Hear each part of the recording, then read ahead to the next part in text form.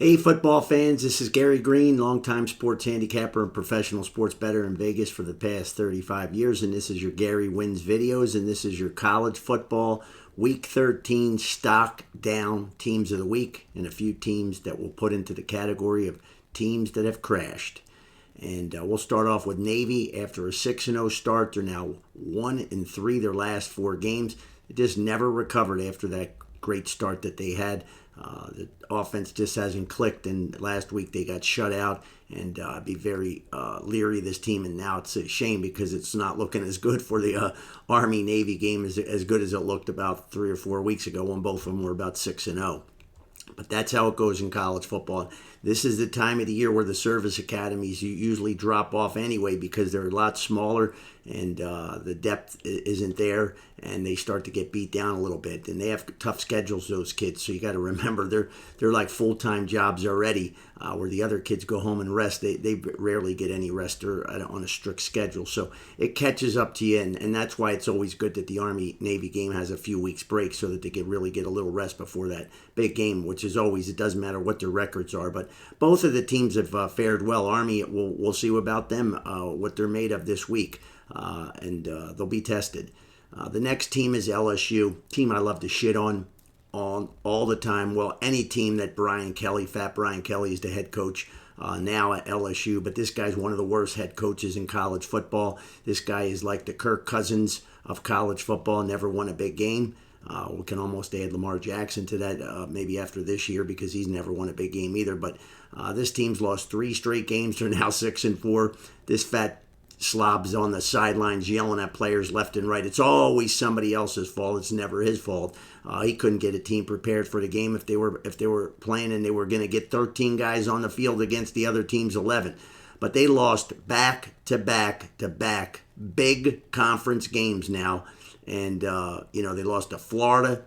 A depleted Florida team kicked their ass. Unbelievable. I'll give them, Alabama and A&M. They were much tougher opponents. But to see that this team is just crashing, it's all because of poor coaching. They have all the talent in the world there. But now they host Vandy on Saturday. You don't want to go anywhere near this LSU team. Next, Nebraska. This team had a really good start. They beat Colorado. Things were looking up. The freshman sensation quarterback Rayola, all the things were looking that this was their year. They were finally going to get out of the doldrums of the past, whatever. It seems like forever now. But now this kid's fallen off a cliff.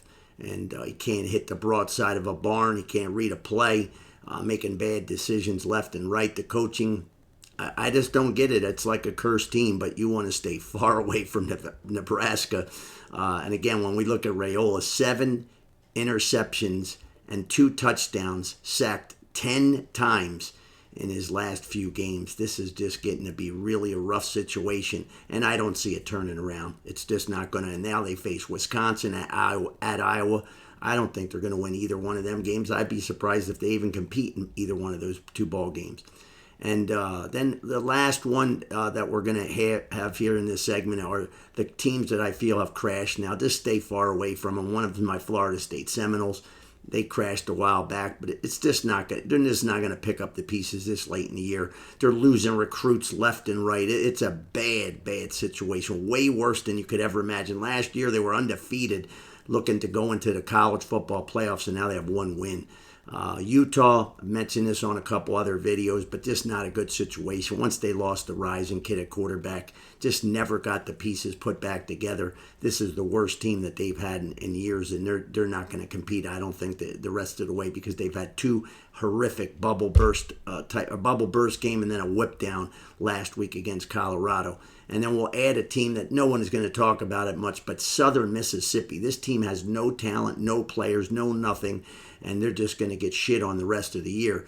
There's a lot of bad teams, but really in betting, the key is not always who you're betting on. It's taking advantage of teams that you could bet against. And when you're a bad team, at this time of the year, you've packed it in. These kids' mind is not on football anymore. They know they ain't got nothing to offer, and you want to look to take advantage of it. Now, the odds makers know that too, but you'd be surprised that sometimes they can't even make the lines high enough. So you got to be careful. But there's certain teams you just don't want to bet on. You want to bet on teams that are in good situation, teams that might need that one last win to get a bowl berth. And who are those teams? If it's LSU, it's not like they're going, oh, well, we really want to get this bottom line bowl game. This is important to our kids. No, but there are some teams that are up and comers that a bowl berth like Rutgers a year ago or so, that was a gigantic win. That they were thrilled because that means you're turning the corner and that's what you're building for. So you got to know who's moving up the ranks. In the past year, say, and maybe there's a new coach there, and a win is almost like a gigantic playoff win. It's almost like a college football playoff type of game for that school. Obviously, they're not elite schools, but to get a bowl bid for a lot of schools, it's a big deal. So you want to watch that closely as well. So enjoy all the videos. Check us out, bookmark us, and save Gary Wynn's videos. And make sure to never bet what you cannot afford to lose. And remember, when the guys are hyping out their game of the year stuff and it's flying left and right, remember that 99% of these people out there that sell picks are crooks. And when they hype the game, that's the immediate sign that they don't know any more than you do. In fact, your mother probably knows more than they do. So be very careful. Have a great weekend ahead.